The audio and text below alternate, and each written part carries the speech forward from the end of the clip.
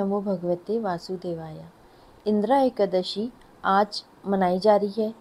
इसकी पूजा विधि और इसके पारण के जो समय है उसके बारे में हम बात करेंगे। हिंदू धर्म में एकादशी तिथि अत्यंत शुभ मानी जाती है। एकादशी व्रत को करने से जगत के पालनहार भगवान विष्णु जी बहुत प्रसन्न होते हैं। ये महीने में 2 बार आती है और सितंबर के महीने की जो एकादशी है वो पहली आज है इंदिरा एकादशी। इसको करने से आपको व्रत का प्रभाव इतना सौभाग्यशाली होता है कि आपको पापों से मुक्ति मिलेगी और जीवन में सुख और समृद्धि बनेगी। और इस व्रत को करने से पितरों को भी स्वर्ग की प्राप्ति होती है। हिंदू पंचांग के अनुसार एकादशी तिथि 17 सितंबर को सुबह 12:21 पर प्रारंभ हो गई है और 17 सितंबर को रात को 11:39 पर समाप्त होगी। उदया तिथि के अनुसार आज एकादशी व्रत रखा जा रहा है।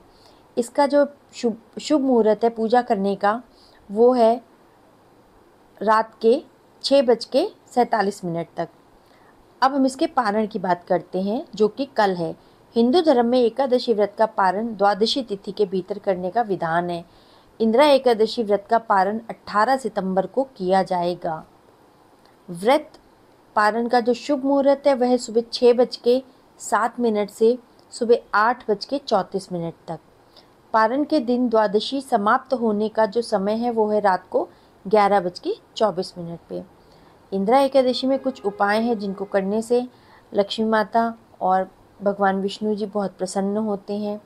इसके बाद तुलसी पूजन भी हमें ज़रूर करना चाहिए।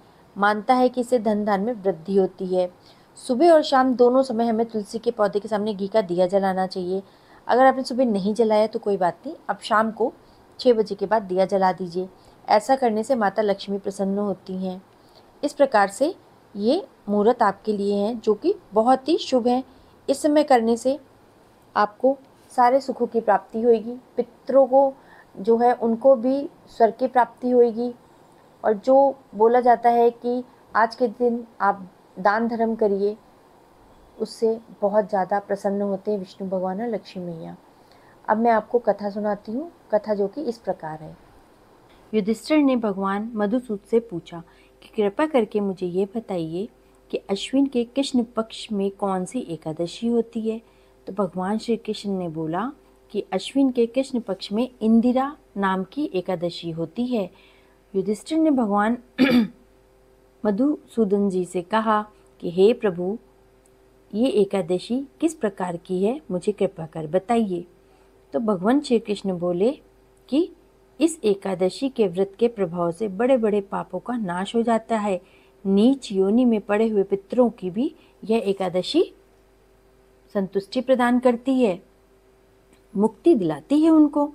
कथा इस प्रकार है। सत्ययुग में इंद्रसेन नाम से विख्यात राजा थे।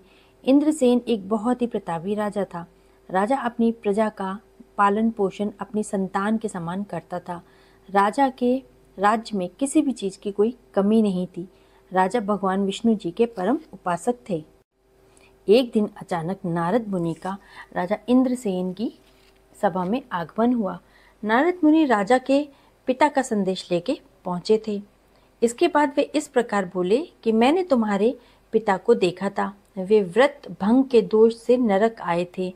राजन, उन्होंने तुमसे कहने के लिए एक संदेश दिया है, उसे सुनो। उन्होंने कहा है कि इंदिरा के व्रत का पुण्य देकर मुझे स्वर्ग में भेज दो। उनका यह संदेश लेके मैं तुम्हारे पास आया हूँ। राजन, अपने पिता को स्वर्गलोक की प्राप्ति कराने के लिए इंदिरा का व्रत करो। राजा ने पूछा, कृपया करके इंदिरा का व्रत कैसे किया जाएगा, मुझे बताइए। तो नारद मुनि जी ने बोला कि अश्विन मास के कृष्ण पक्ष में दशमी के उत्तम दिन को प्रातःकाल स्नान करो, फिर मध्यकाल में स्नान करके एकचित्त होकर के एक समय का भोजन करो और रात्रि में भूमि पे ही सो जाओ। रात्रि के अंत में निर्मल प्रभात होने पर एकादशी के दिन दातुन करके मुँह धोएं। इसके बाद भक्ति भाव से निर्मित होकर के आप मंत्र करते हुए उपवास का नियम ग्रहण करें। तो इस प्रकार से राजा ने कहा कि हे नारद, आपके अनुसार निराहार रह के भोजन करूँगा, आप मुझे शरण दें। इस प्रकार नियम करके मध्यकाल में ही पितरों की प्रसन्नता के लिए शालिग्राम शिला के सम्मुख विधि पूर्वक श्राद्ध करें और दक्षिणा में ब्राह्मणों का सत्कार करें, भोजन कराएं। पितरों को दिए हुए अन्न में पिंड को सूंघकर विद्वान पुरुष गाय को खिला दें। फिर भगवान का पूजन करके रात्रि में उनके समीप बैठ के जागरण करें।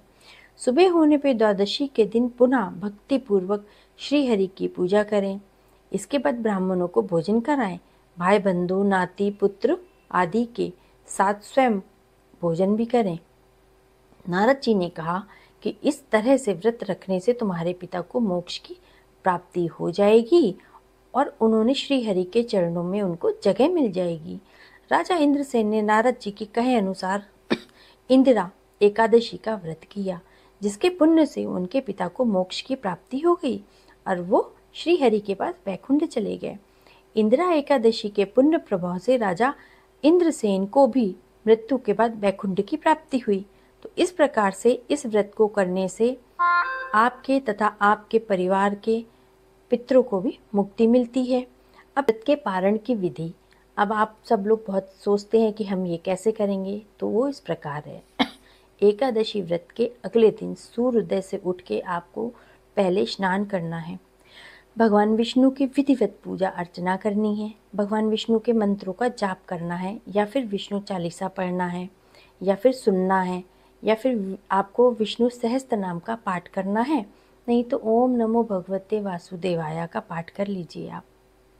भगवान विष्णु जी को तुलसी दल युक्त पंजीरी, हलवा या फिर मालपुआ मीठे का भोग लगाना है।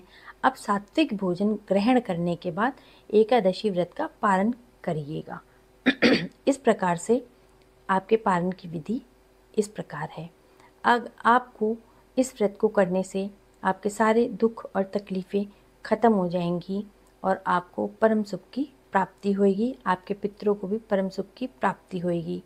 आप 17 सितंबर को इंदिरा एकादशी में कुछ उपाय हैं वो भी कर सकते हैं कि आप विष्णु चालीसा का पाठ करिए, केले के पेड़ में जल चढ़ाइए, विधिवत पूजा करें, केले के पेड़ के नीचे घी का 5 दिए जलाएं, गरीब और ब्राह्मणों को भोजन कराएं।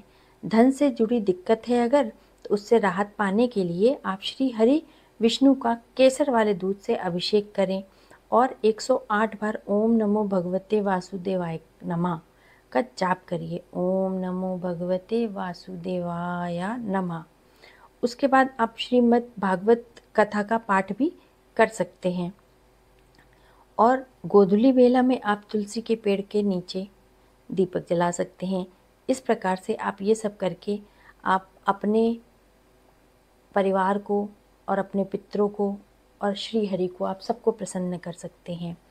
कुछ चीज़ें होती हैं जो हमको नहीं पता होती हैं, लेकिन हम उसके बारे में जानकारी नहीं रखते हैं, तो वो इस प्रकार हैं। जैसे हमको इस दिन विष्णु सहस्त्र नाम का पाठ करना चाहिए या फिर सुनना चाहिए, और आप पंचामृत से अभिषेक करिए श्री हरि का, आपकी सारी दिक्कतें दूर हो जाएंगी, घर से निगेटिविटी भी चली जाएगी। मुख्य द्वार में आप शाम को दीपक जलाइए। उसके बाद आप पीली चीज़ों का दान करिए जो कि बहुत ही शुभ होता है। विष्णु भगवान जी को चने की दाल और गुड़ का भोग लगाया जाता है। माता लक्ष्मी मैया को भी एकादशी के व्रत में पूजा जाता है, उनको श्रृंगार का सामान चढ़ाया जाता है।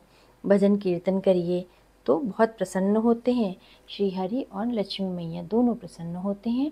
तो विष्णु भगवान जी की जय, लक्ष्मी मैया की जय।